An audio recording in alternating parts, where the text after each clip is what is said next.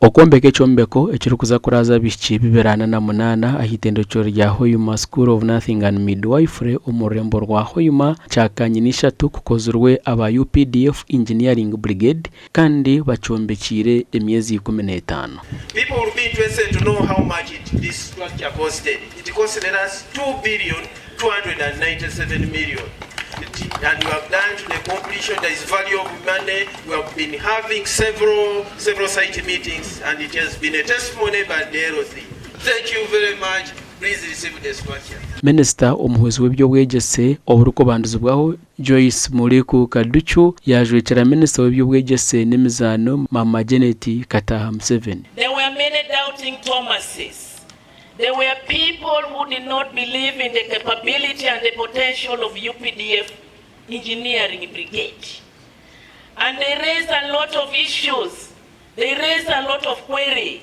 But to date, UPDF Brigade has proven the doubting Thomas were wrong.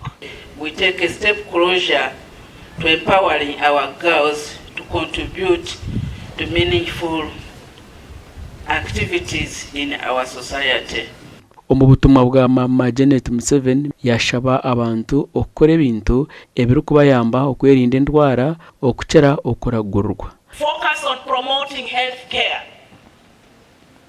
The priority of health sector is not about treating diseases. The priority is not about going to treat every single disease. The priority is to prevent diseases. The second project the UPDF is undertaking in Hoima City.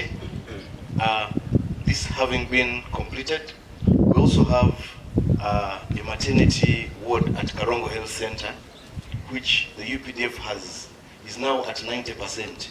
Mark Karanzi ori mukuru w'itendekero hamwe na Dr. Henry Wamani chairman w'urukiko rukuru rw'itendekero basima government ahabwa obuhereza bw'ekyombeko eky'omutano.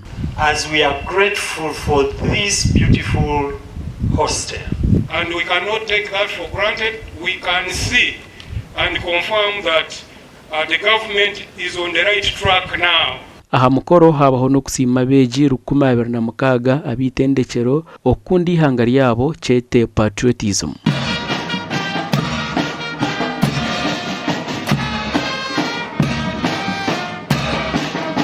Gashakwa Ambrose Nwagaba Gatoto.